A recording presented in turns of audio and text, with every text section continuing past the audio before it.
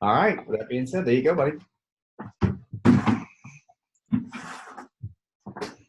Uh, so I'm Colin. I'm his son.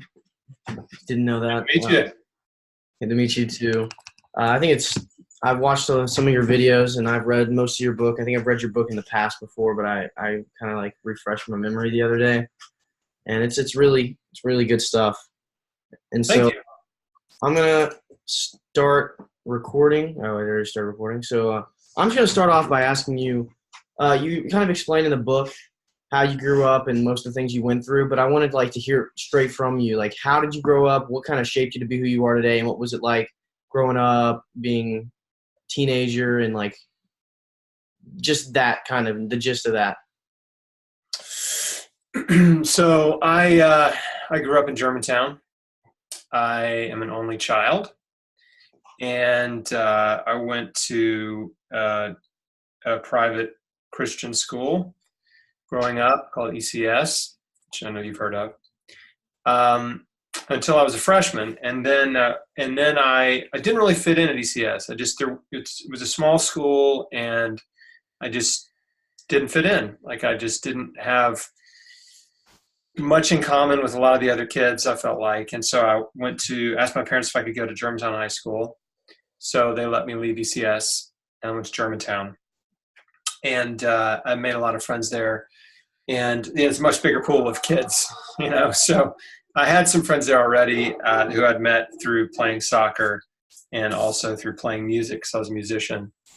And so went to Germantown for a year. And then after that, my parents and I decided I would go back to ECS my junior year. And by that time, I was even more different and fit in even less than the other kids at ECS. And so at the end of my junior year, they told me, you're not invited back. So, there wasn't a thing I did to get kicked out, but I didn't fit in, man. I just was my own kind of lived to the beat of my own drum, I guess you could say, and questioned authority and questioned Christianity and all that stuff. And I just didn't really, I just didn't fit in. So didn't fit the mold. But all of that kind of was preparing me for what was coming later in my life. But part of that was, I just went to college, got a business degree, went into sales, learned, discovered entrepreneurship, and realized after having a sales job in college, I sold Cutco knives. I don't know if you know what those are, but I worked for this knife company, and I was it's kind of like door-to-door sales, but not really. I was calling ahead and making appointments and doing these kitchen knife demonstrations for people in their homes, and selling them knives. And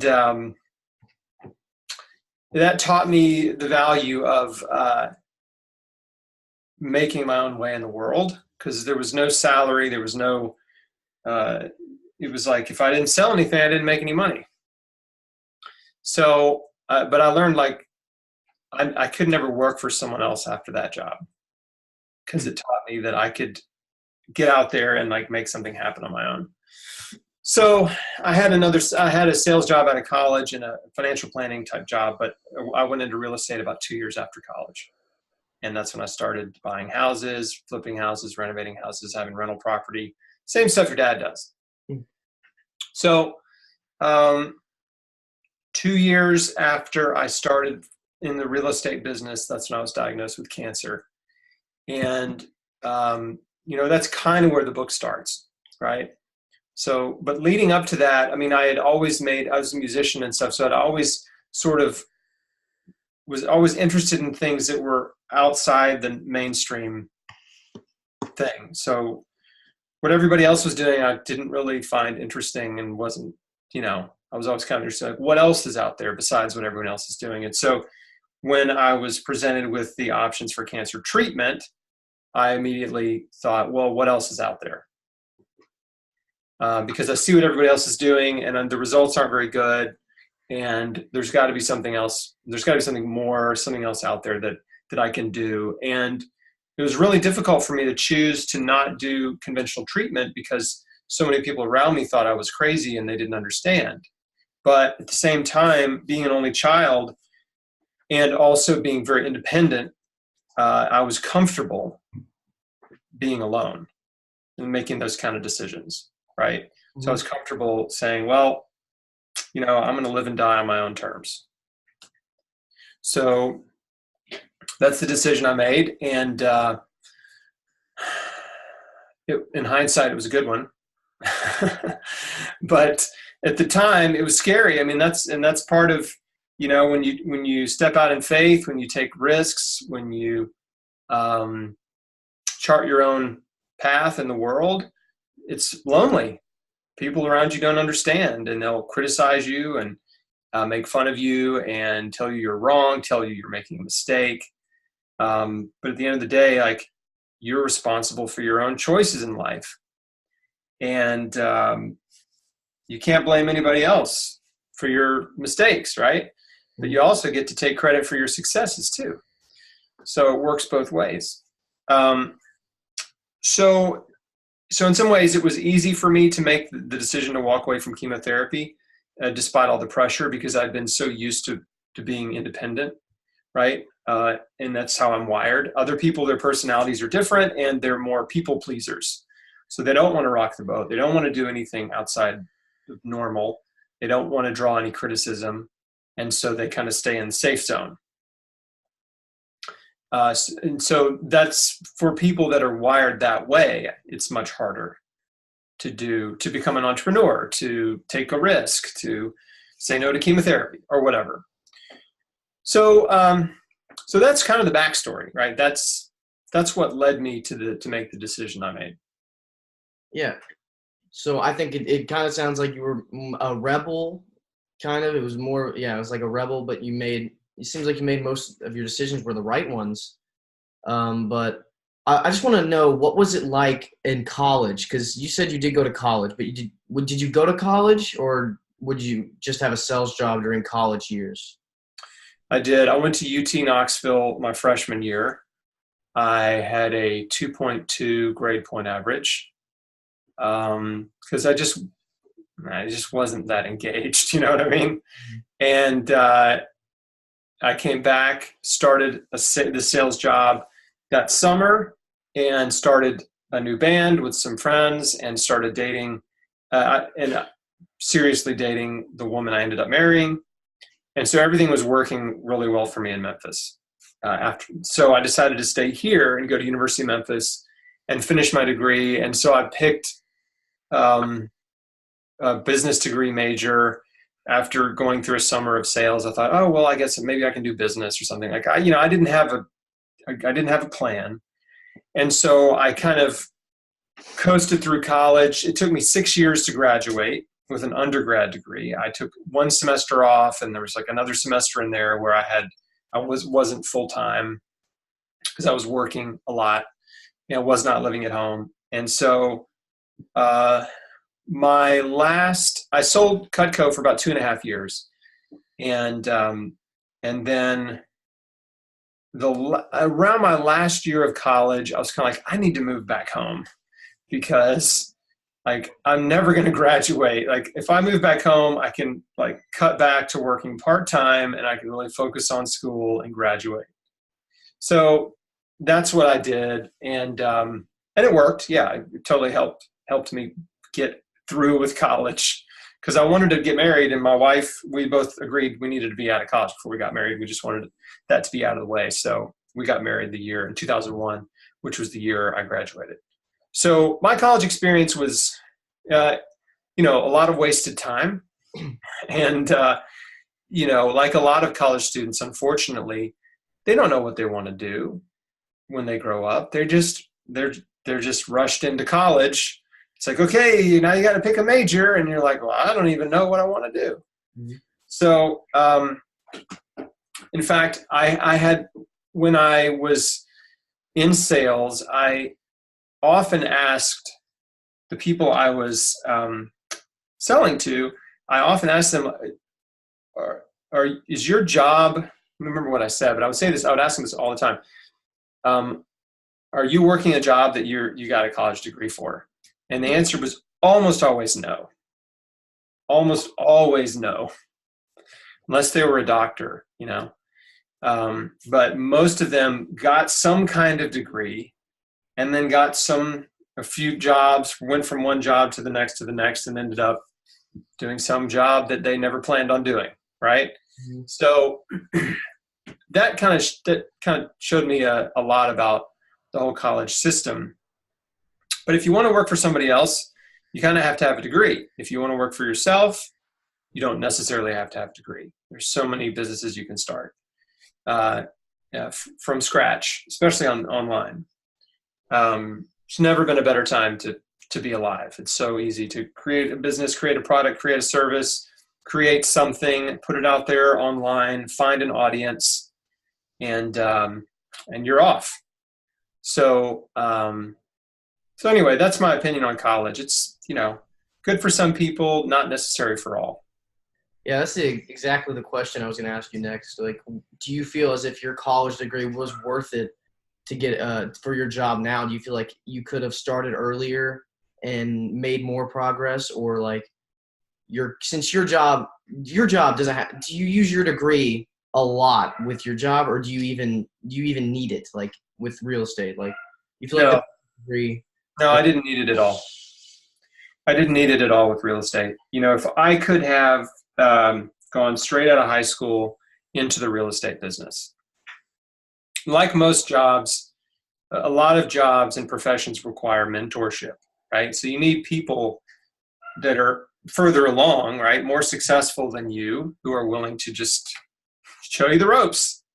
And I had that. There were older, more established, successful real estate investors that took me under their wing, that befriended me, and people that I could call anytime I had a question or a problem and say, hey, what do I do here? So yeah, I was self-educated for sure. Read a lot of books on real estate investing, and then paid attention and just had a lot of conversations with a lot of investors, and learned from them. So yeah, that particular profession didn't need a college degree. So yeah. So you said before cancer you had 2 years of real estate. Is that correct? Yeah. Mm-hmm. So in those 2 years, how long did it really take you to progress and finally get a groove with real estate? Like, because I know it's kind of a tough business to first get into. Based on what I've read and based on what I've seen, it's not easy. But so how long did it really take you to finally just like progress to a point where you understand real estate and can work a little bit more, I don't know what the word is, but like freely within it? I had spent a couple years before I started. I'd spent a couple years reading and learning. So when I was in college, that's when I started reading books about real estate investing. And we started a group called the Memphis Investors Group, which was a networking group for real estate investors. And so we were having monthly meetings. I was going to those meetings and listening and learning and talking to people, but I wasn't investing in real estate. I wasn't doing anything. I was just really interested. And so anyway, yeah, about 2 years later, I was like, okay, I've got to do something. Like I've got to do this. And that's when I went out and started looking at houses. And I'd been looking at houses for a couple of years, looking at them and just trying to understand the market, trying to understand what was involved. And I finally decided, okay, I'm going to do this. And so I made a bunch of offers and ended up buying 4 houses in a month. And, it's just kind of like sink or swim at that point, Mm-hmm. Like once you're committed, it's like, okay, I've got to do this. I got to figure this out. So at that point, then figuring it out was just a matter of, and what I was doing, I was buying houses to fix up and rent, right? So that part of the process was pretty easy. It's like, okay, well, what does this house need? Is anything broken, right? Is anything damaged? What do I need to repair and make it nice, like to rent? Okay, it's a little 2-bedroom house, the first house I ever bought. And it needed a paint job on the inside and a little bit of cleanup, maybe the yard cleaned up, and it was pretty good to go. So that one was pretty easy. And most of the houses I bought just needed some paint, some blinds, replace some light fixtures, some real basic stuff. So, and then I, again, just had to learn how do I do a lease, and run some ads, meet some people at the house, show it to them, have them fill out an application, just kind of learning all this little stuff that's required. But it wasn't hard. It wasn't hard to learn. Okay. So after that, I just want to ask you, what was the experience really? How did it change your life when you were diagnosed with cancer? Like, what went through your mind, and what kind of thoughts, and like, how did your kind of your whole life, how did that change once that happened? Well, up to that point, I'd never really thought about death. And, when you're young, you just really don't think about death much. I mean, maybe somebody in your family dies, or maybe a kid, at school dies, and it kind of reminds you like, whoa, people die and I'm going to die. But you always think, oh, that's later. I mean, that's way later. I don't need to worry about that or think about it. But when you're diagnosed with cancer, it's like, oh, you are dying, right? You have a life-threatening disease that could kill you. And so that changes everything, because all of a sudden, a healthy person has a million dreams, but a cancer patient only has one dream. That's to get well. So everything you care about really kind of goes out the window, right? And all your priorities completely shift, and you realize how many of the things in your life don't matter, and how few of them actually do. And you really focus on those few things that matter, which is life and health and family. And my relationship with God. And so, it just has this way of sort of like trimming all the fat off of your life, right? Just getting down to the meat and bone. And it was very eye-opening and scary and revelatory, because I realized, man, life is short. I could be gone in a few years. Like, what's the most important thing to me? And one of those things was having a family and being a dad. So my wife and I talked about starting a family, and she made one of the most courageous decisions of anyone I know, which was she said yes to start a family with me, not knowing if I'd be alive to help raise a child that we were going to have. And we got pregnant right away, like within 3 or 4 months after my diagnosis. And so my first baby was on the way. So I was trying to get well, trying to heal cancer, and expecting this little baby to show up, in about 9 months. So my priorities shifted, but all of it, in a way, it all shifted in ways that improved my life. Mm-hmm. Cancer taught me that, really taught me what gratitude is, because most of us growing up in the U.S. we're just spoiled. Like, we have everything we could ever need or want. We've never gone hungry. We have more clothes than we can wear. We have a warm bed to sleep in. So it really taught me gratitude, because I just realized how precious life is and how blessed I was. And I started focusing on gratitude, because gratitude is the secret to happiness. And when you focus on all the good things that you have, it brings you joy, and you're thankful, right? It makes you just say, thank you, God, for all the good things in my life. But when you focus on the negative things, it makes you unhappy. And so we all have negative things in our life that come and go. But during those difficult times like cancer, you always have a choice on what to focus on. And so I would just continually focus back on the things that I had to be thankful for and grateful for, and not let this problem overwhelm me and discourage me and steal my joy. Mm-hmm. Because fear and worry steal your joy. And Jesus said, don't worry about tomorrow, for today has enough trouble of its own. Right? It's just worry about today. Don't worry about tomorrow. So I learned how to do that pretty quickly, right? Because with cancer, the fear is real. Every day you're afraid. Every day you're thinking, am I getting worse? Am I getting better? What's going to happen to me? And so those thoughts creep in and you have to catch them. The Bible says, take every thought captive, right? And so that means like catching your thoughts, interrupting your thoughts, and choosing to think the way you want to think, choosing to think positively instead of negatively, choosing to be grateful instead of complain, right?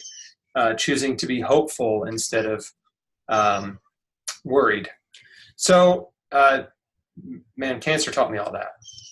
Because before that, I wasn't that kind of person. I was very self-centered. I was insecure. I was arrogant. I was just critical and judgmental and unhappy in a lot of ways. And I had something to prove to the world. I had a chip on my shoulder. And, it's just a mess, man.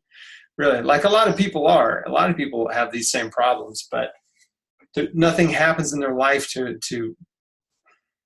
that's significant enough for them to take a step back and look at themselves in an honest way and realize like the kind of person they are. Because we all think we're one way, and usually our perceived self-image is different than our actual self-image. That's one thing I learned in college, in marketing. Actually, one of the big things I learned from my marketing degree was self-image, and how marketers appeal to your perceived self-image, right? And we all want others to view us in a certain way. And so what marketers do is they try to attach their product to a self-image that you identify with. So, for example, you might be too young to remember this, but for years, like Mountain Dew had all these commercials of like extreme sports, right? So it's like mountain biking and like, snowboarding. And they were really trying to identify with this like extreme sports kind of mentality, right? So that probably mostly young men who fancy themselves as like extreme sporty guys, right? Mountain biker, skateboarder, snowboarder would identify with Mountain Dew, right? Be like, oh, this is the drink for cool guys like me who ride mountain bikes, right? So what I realized about my own self-image was that the way I was projecting myself out to the world, it was just all for show. It wasn't really who I was. Mm-hmm. And who I was, I didn't really like. So I had to reconcile that. I had to become a person that I liked. So you had to kind of like you wanted yourself to be, so you wanted to make your self-image look, you were trying to be a people pleaser? Is that what you're trying to say? Like to other people you were trying to make? No, I wasn't trying to be a people pleaser. I was trying to like impress others, right? I was trying to garner respect, admiration, right? I was trying to elevate myself above everyone else with my achievements and accomplishments, real estate investing, music, like being on stage, like, I was trying to elevate myself in those ways. Mm-hmm. And I realized like, that's not making me happy. And it's all, it's really not who I am. And I need to focus on being true to myself and, not worry about what people think about me. So when you were supposed to go through 9 to 12 months of chemo, I think that's what it was in the book. Mm-hmm. Because it's hard to, I don't know if I would have even thought about not going through chemo and doing what you did. Because chemo is poisoning your body, but at the same time, it's what you're supposed to do usually. And it's like diagnosed, and almost all cancer patients usually do it. Not all, but most. And so I don't even know what kind of thoughts kind of geared you towards not doing chemo, and what kind of revelation did you have saying, well, I don't want to poison my body. I want to improve my body. But like, you must have had like doubts, like, what if this doesn't work? What if I die because I did not do the right thing and I should have done chemo? Like, just can you explain like what kind of revelation you had to want to do this instead of chemo? Well, I was mostly instinctively driven. That's kind of how I operate in life. And so I kind of like what I said earlier, which is uh, it didn't make sense to me, the idea of poisoning my way back to health. And as I started to read up on it, I realized how deadly and destructive it can be, and how in many cases chemotherapy doesn't cure the disease. It only slows it down temporarily. And so I really wasn't interested in slowing it down. Like, I wanted to heal, right? I wanted to completely recover from cancer. And so the medical industry, the doctor I consulted with, couldn't give me any kind of guarantee about the success of chemo. And he just said I had a 60% chance of living 5 years. So, I mean, that's not very encouraging. It's not a 60% chance of cure. It's just 60% chance you'll still be alive in 5 years, maybe with cancer. So, the more I read and researched, the less confidence I had in chemotherapy.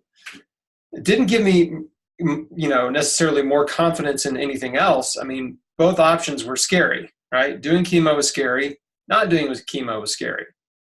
But the big light bulb for me was when I realized that the way I was living was killing me, that my thoughts and attitudes, that my diet, my lifestyle, lots of factors in my life that I hadn't uncovered yet were all contributing to my disease. And so that got me excited, because I realized, well, wait a minute, maybe I can make all these changes to my life. Maybe I can help myself, right? Maybe I can help my body heal by making different and very deliberate decisions every day. And our everyday decisions, well, it doesn't matter what you're doing, but your everyday decisions add up to success or failure. Whatever business you're in, whatever pursuit you're in, it's your daily actions that add up. Like, so all those small actions you take add up to a big result, and they shape who you become, right? So who you become is a direct result of the decisions that you're making every day. So like the kids who don't study, who smoke weed, who party on the weekends, right? They drop out of school. Well, guess what? When they become adults, a lot of them have very little options, right? Because they made a lot of bad decisions. And the kids who study really hard, right? And they pay attention, and they learn, and they read, and they grow, and they develop skills and talents. And, then they have way more options in life, right? Some of them get great college scholarships and blah, blah, blah, and others start businesses or whatever. So it's all about your choices, right? Your choices add up to produce success or failure. So for me, I realized, well, if my choices have led me to this point in my life, right? If all my decisions have created this mess, if cancer is not bad luck, but it's a result of my choices, then I need to start making different choices if I want to live and survive. So that's what I did. I completely radically changed my whole life. Diet, exercise, stress reduction. I really went deep in faith and trusted God to lead me. That was a huge part of it. It's like I was really, really deeply dependent on God, on Jesus, to lead me through. And, without that, I just don't know what I would have done. Mm-hmm. So the things you did, you worked out a lot, and then you ate. What exactly were your eating habits after? Actually, explain what your eating habits were before chemo or before cancer, and how they changed, like how drastically they changed when you got had to go through, instead of chemo, you started eating healthy. Before cancer, I was eating the standard American diet, which is meat and dairy, lots of animal foods every day, breakfast, lunch, and dinner, meat and cheese, and lots of processed food and junk food. So I was eating fast food every day. I was eating microwave food. I was eating just junk food, man. And I wasn't eating fruits and vegetables, really. And so I converted from eating a standard American diet, typical American diet, what they call the Western diet, to a raw vegan diet. So I was only eating raw fruits and vegetables, and I was doing a lot of juicing, carrot juice, vegetable juice, So I decided I was going to overdose on nutrition and only eat food from the earth in an unadulterated raw state and uncooked. So what that looked like was giant bowls full of vegetables, giant salads, fruit smoothies, fresh fruit, nuts, and then lots of vegetable juice. So it's very simple, and I ate the same thing every day. So every day, day in, day out, I was just pumping all of this good stuff into my body and letting it do what it does. And there's a synergy that happens in the healing process, or in any endeavor. There is synergy and momentum. Momentum is like the snowball effect, right? When you start rolling a snowball, it starts out really small and you keep rolling and rolling and rolling. Eventually it's big enough to make like the bottom of a snowman. You know what I mean? Mm-hmm. Yeah. Or as a snowball rolls downhill, it gets bigger and bigger. And so that continual effort, day in, day out effort, creates momentum. And that momentum, that's a momentum in healing for the body. In my case, but in any other case, like if you're continually chipping away at a project, right, every single day, if you're writing a book, you write every single day, at some point you've got a whole book that you've written, right, from all of that just daily effort, right? Or if you're building a motorcycle, right, you can't build it in one day, right? But it's that consistent, continual effort. So for me, that's what it was about, right? And that's what I try to help people understand and encourage them. It's like, you're not going to change your life and fix your problems in one day, right? You have to make a plan and then consistently stick with that plan, right? Your dad's successful in real estate. He didn't get successful from one house, right? One transaction. He became successful from continual transactions, repeated transactions, lots and lots of deals, lots and lots of offers, lots and lots of contracts, right? Lots and lots of tenants, like all that stuff, right? That continual effort, that momentum builds and builds. So, yeah, it's really a universal principle that applies to anything you do. Like I said, any endeavor, like the difference between success and failure is consistent daily effort, developing momentum, and in a lot of cases, massive action. So for me, I talk about massive action in the book, and that's doing everything in your power, right, to achieve this result that you want every day, like really, really, really working hard towards something. Minimal action produces minimal results, right? Like, you want to be a great guitar player, take a couple lessons. What's that going to get you, right? Nothing, right? Or if you want to be a great guitar player, you play the guitar for hours every single day. And then before you know it, you're pretty good. And then you get better and better, and it snowballs. And then you go from good to great. So there's a million examples like that I could give you, but I think that probably makes the most sense. Mm-hmm. So I guess consistency is key. Yeah. To keeping, you got to, and did you ever have any like doubts, or like not doubts? Yeah. You ever want to like stop doing what you were doing with all the raw vegetables like that? I mean, to me, I would love to do that, but I feel like I'm just not. I can't. I have so many temptations. Like I want to eat. Oh, that looks so good. I want to eat that. And did you have a lot of those? Great question. Yeah, it's great. So like what you just said is what we call limiting belief. So limiting belief is thinking you can't do something before you try. You know what I'm saying? Mm-hmm. Thinking like, oh, I can't do that because I might have temptations to eat, other food, right? But you don't know because you never started, right? So it's also called self-defeating belief, right? So you've defeated yourself before you started because you kind of made up your mind that it wouldn't work for you, right? Or that you couldn't do it. So for me, if there's something I want to do, analysis is important. I mean, it's good to think through what you're going to do before you do it, but you don't want to overanalyze too much to where you talk yourself out of something and you make a decision not to do it, really just out of fear, right? And that's fear of failure. So for me, I had a fear of failure, right? But unfortunately, I was in a position where the fear of failure didn't go away no matter what choice I made, right? Yeah. There's a fear that chemo would fail, and there's a fear that holistic health, nutrition, natural non-toxic therapies, the stuff I did, would fail. So there was no safe choice for me. A lot of things in life, there is a safe choice, right? And that's what keeps people in mediocrity, is they choose the safe path, right? I go to school, I go to college, I get a degree, I get a job working for someone else, I don't take any risks, and I just stay in the safe zone. And, folks that do that typically end up with a mediocre income, mediocre job, and they look back and they had a mediocre life, right? So if you want to do something extraordinary, you have to be willing to step out of your comfort zone, take some risks, and dive in, without all the information, right? It's like trapeze without the safety net kind of thing. You know what I mean?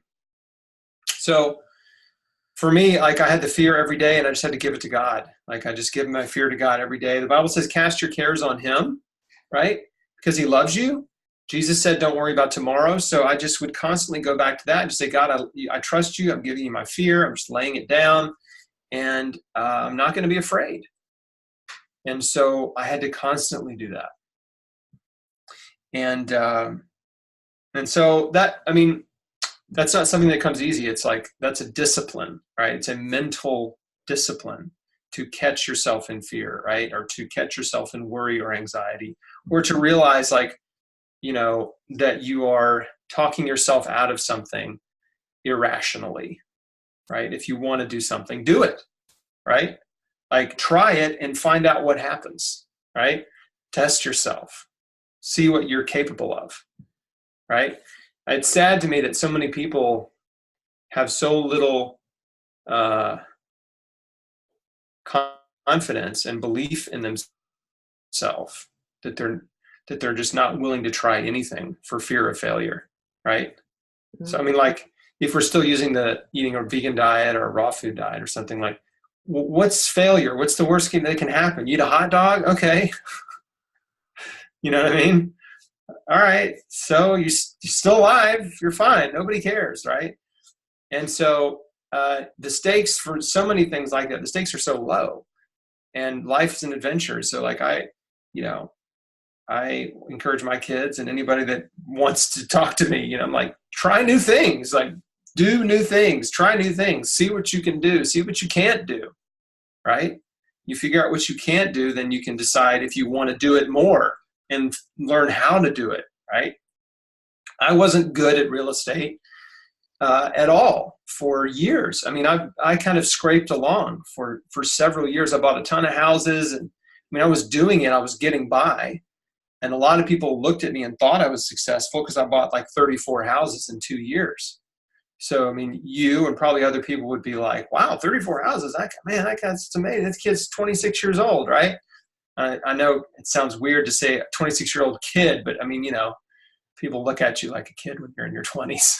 Mm. So, he's 26, he's got 34 houses. Man, that guy, he really knows what he's doing. But the reality was, I didn't know what I was doing. I was just scrambling.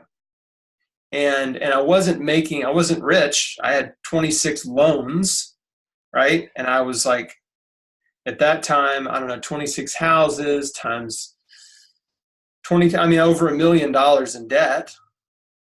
So, and I wasn't making six figures in income, right? So, like, I just had a bunch of debt and an income of maybe $60,000 a year or something. But people didn't know that, right? I was making enough to get by. But I forgot where I went on that tangent, but I guess, what was I getting at? There was a point I was getting at with that story.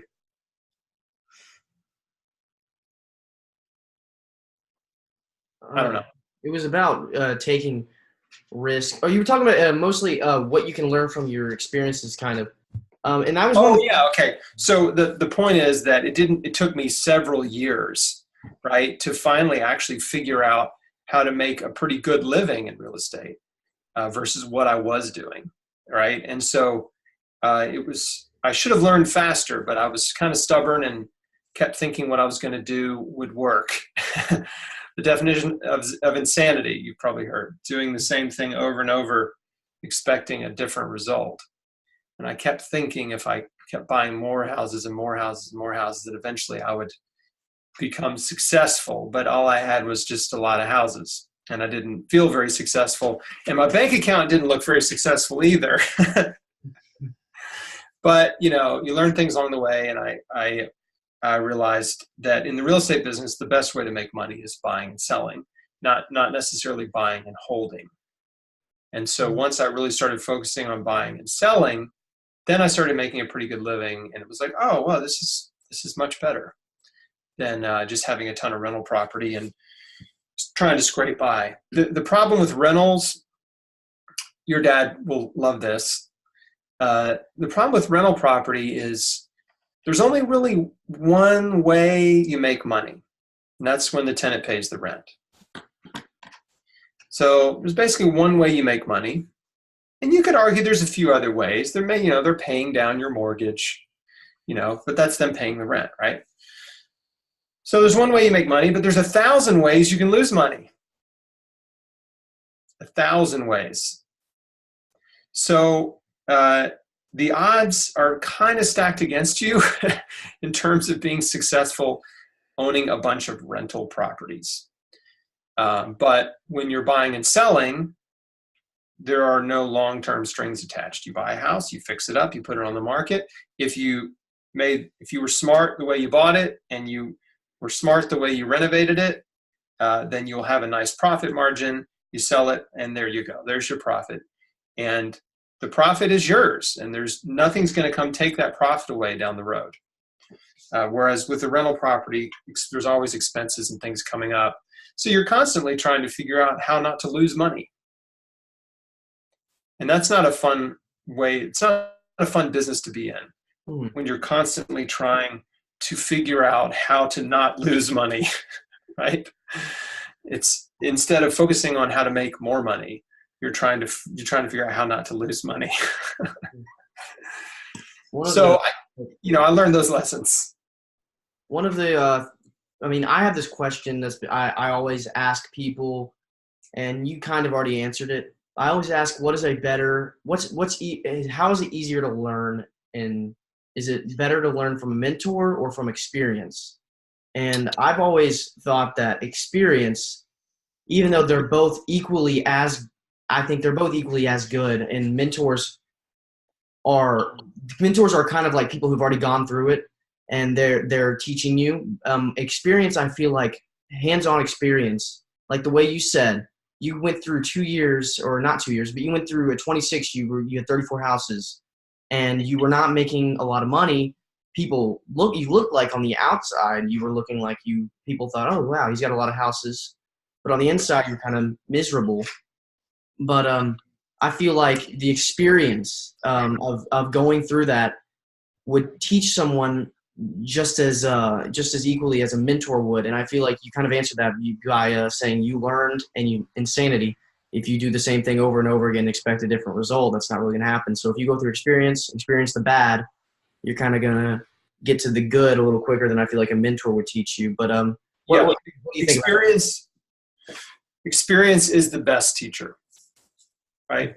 But I have the way you frame the question, I have a little bit of an issue with, because by definition, a mentor would be someone who's helping you through the experience.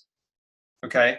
So I think the question you meant to ask was, what's better, experience or a teacher, right? Because in school and in college, you have teachers that are trying to teach you things, right? But you're not experiencing those things, right? You're just trying to learn concepts, right? So the best scenario is experience with the help of a mentor, So you're doing it, right? But you also have people you can call and talk to and get help and advice from. So that's what I had, right? I was buying houses. I was doing the work. I was managing everything. But I had mentors, that I could call and say, hey, what do I do? Like, do you have a lease I can use? Yeah, here, you can use my lease, right? Like, where's the best place to run an ad to find a good tenant, right? Hey, my tenant called and they said this weird thing's going on. What do you think this is? So, I mean, I had more conversations like that than I can even count. And eventually I learned, all the answers, or at least most of them. There's always surprises, but I learned by doing and through mentors helping me in the middle of problems, how to solve those problems, right? So learn by doing is the best way to learn, but having a mentor saves you so much time, energy, and headaches and everything else, right? Because, like, gosh, it's so much easier to ask somebody how to solve a problem than to try to figure it out without any help, And now we have the internet, which is like, you've got a million mentors on YouTube. You know what I mean? You can YouTube anything and get, lots of people that tell you how to do stuff. So it's even better now. There was no YouTube when I was in real estate, like the internet was not, I didn't even use the internet really when I started. There were no real estate investing websites. It just wasn't a thing. Now it's a key part of everything you do. Yeah. And everything you would ever want to learn how to do, pretty much, you can learn on the internet. So that's why I said earlier, there's never been a better time to start a business, right? Because you can learn almost anything you need to know. So, aside from a skilled trade, like going into medicine, being a physician or an engineer, an architect or something, although you still learn almost all that stuff online. But those degrees are required to get a legit job, right? Can't get a job being a doctor unless you've got a medical degree and you went to a medical school, right? But in terms of starting any kind of business, which gives you freedom and unlimited income potential, like that's what's exciting about the time we live in now. Mm-hmm. Exciting for you. If you work for someone else, your income will always be limited. If you work for yourself, your income really is unlimited. It's only limited by your beliefs and your actions. And so, yeah, that's pretty cool. Mm-hmm. I just started a new job, or my first job, really. I worked for my dad before, and I'm working for someone else now.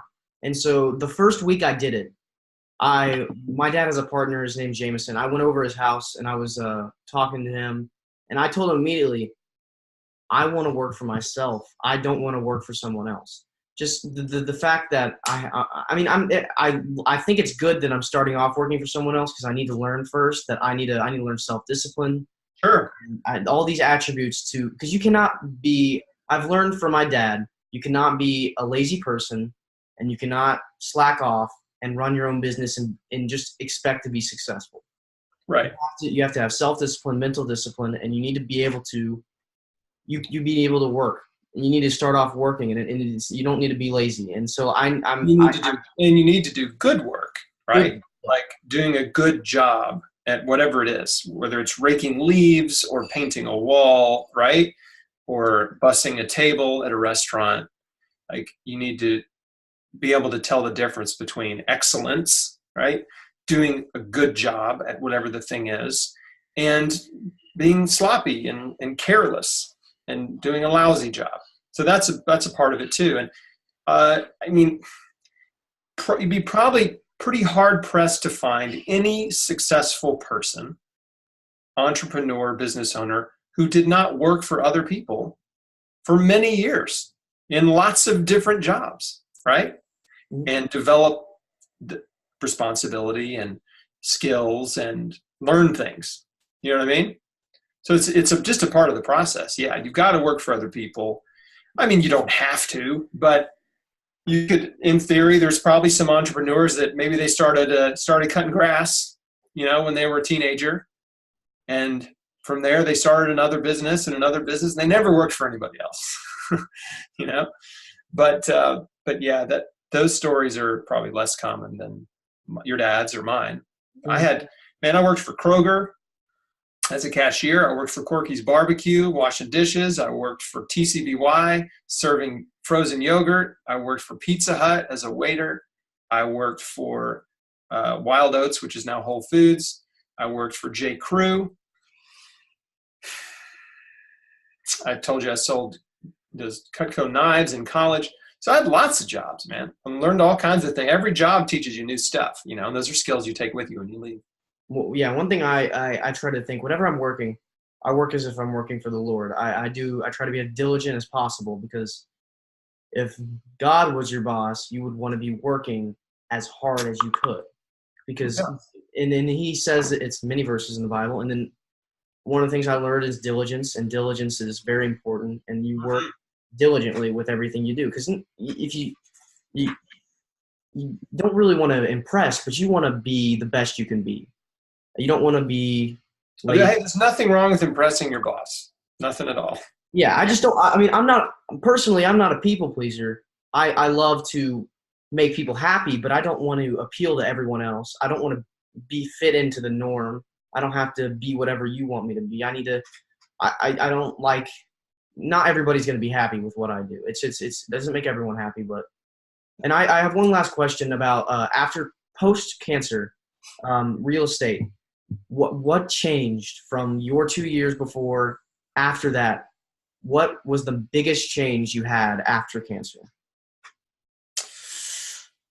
Well, I mean, my entire diet and lifestyle and focus and attitude changed after cancer, but I was still in the real estate business, and it was really the only thing I wanted to do. And I was just sort of figuring it out, right? So I kept doing real estate, but I slowed down. I didn't buy another 17 houses every year like I had the first 2 years, but I kept buying houses, fixing them up, renting them out. I was building a portfolio of rental property, and I did that, and then I sold. I almost went bankrupt because my business model just really wasn't working.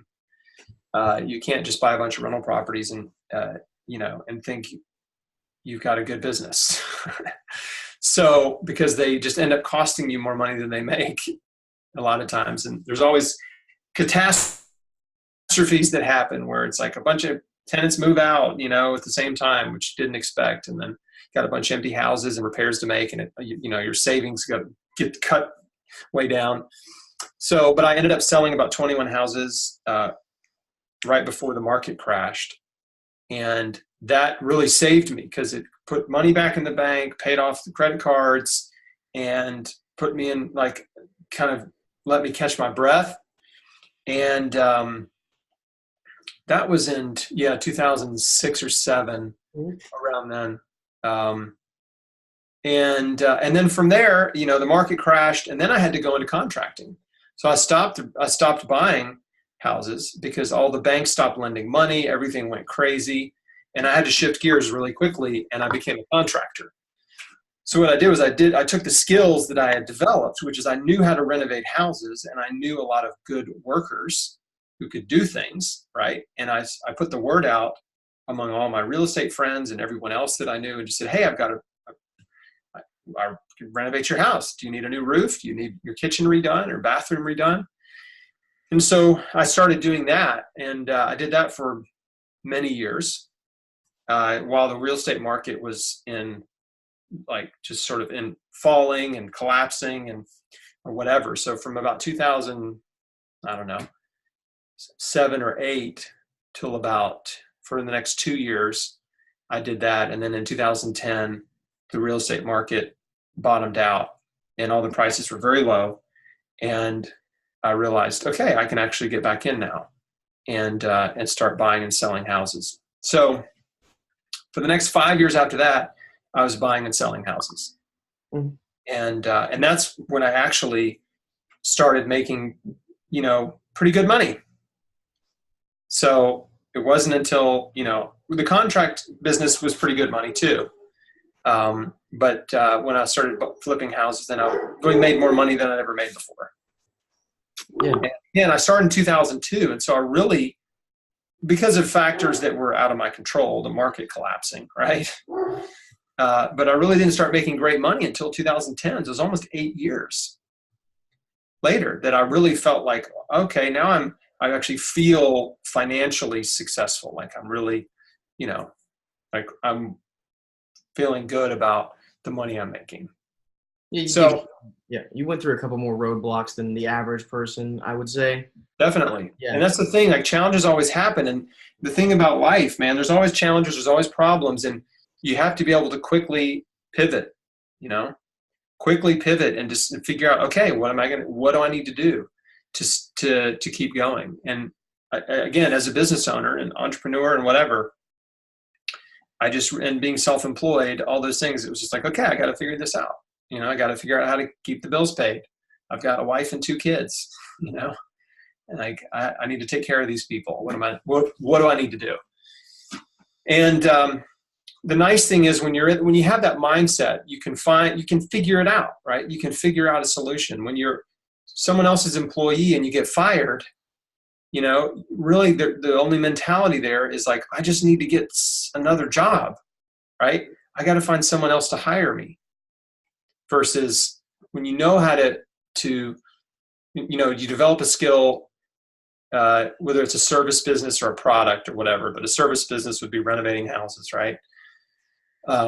Product would be selling houses. But if you know how to sell a product or sell a service, you can sell it anywhere, right? If you know how to cut grass and do landscaping, you can do it anywhere, right? As long as they got grass, you know? So that's the great thing about entrepreneurship and starting businesses is you learn these skills that you can take with you anywhere in the world, right? You can do it anywhere. So that's what, you know, it's kind of a long road. It didn't have to be that long, but just for me, it just ended up being, I had the cancer thing, I had the real estate market collapse. Like, you know, I just had a lot of obstacles in my path to success or whatever. But obstacles come into your life for a reason. This is a good thing to close on. They come into your life for either one of 2 reasons, either for you to overcome them or to divert you onto a new path, right?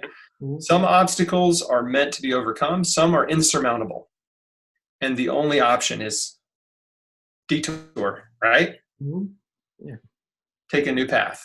And when you understand that, then it changes your mindset and your mentality and the way you look at the problem, right? You look at it instead of like, oh, this is negative, this is so bad, whatever. It's like, no, this is here for a reason, right? We either need to shift gears and go a different direction, or we need to figure out how to get over this thing, right? It's going to make us stronger and smarter and wiser once we solve this problem. So that's what cancer was for me. That's what the real estate collapse was for me and other things in my life, right? Obstacles that I've either overcome or diverted me. And it's all led me to be the person I am now, which I'm really glad I am. I'm definitely smarter, wiser, more successful, and better looking than I was. I'm just kidding. But than I was when I was, you know, in my early 20s. Mm-hmm. That's a lot of amazing, crazy. You have had a really, really awesome life. Like, I mean, it's crazy what you've done. Because I mean, I don't know. I don't know a lot of people have gone through cancer. I know a couple, and I know one now. But I don't know I really don't know their after story. And hearing what you did after it makes it even cooler. Like, to think about how you went through this terrible sickness. Like, it's insanely bad. Yeah. And you overcame that, and then you did better with your life. You didn't complain. You didn't use like the cancer card or whatever. Like, I had cancer. Oh, boo-hoo. Like, I can't be the person I ever was before. No, you did better than that. You went above and beyond. And yeah, that's a lot. That's really cool. And I want to thank you for doing this interview. It's really cool what you did, and it's a lot of good advice. Let me say this too. You know, the very first verse I thought of when I was diagnosed was, God works all things for the good of those who love him. That's Romans 8:28. And I chose to believe that, right? And so that is such a powerful verse to focus your faith on when problems happen in life, right? When problems come, when obstacles come, right? trials, adversity, if you remind yourself that God works all things for the good of those who love him, he's going to work this for my good. This stinks, right? Like, I don't like this situation, but he's going to work it for my good somehow. I'm just going to choose to believe that. And I did. And I can tell you, it's true, right? His word is true. He does work all things for our good. And the difference, I love what you said, because you're right on the money. You know, you can choose to be bitter, right? Or you can choose to be better, right? And a lot of people choose bitterness and resentment and unhappiness, and they want to complain and look back at the past and live in the past. And, you know, the alternative to that is to say, God's going to work this for my good. There's something better coming. I'm looking forward to the future. Like, let's go. Let's get past this. Mm-hmm. Well, thank you so much for doing this. And you got it. My pleasure. It was fun. Yeah, it was really good. Like, this is one of the best ones I've ever done, and I learned a lot more things. And I didn't have a lot of questions. I had a lot of good questions, like very big questions, but I didn't have a lot of questions. And you really answered these questions very well. And like, there was a lot of information that I got here today. I'll probably watch this again and get some more. But thank you so much, and I hope you have a great rest of your day and great rest of your week. You too, man. It was fun. See ya. See you later. Peace.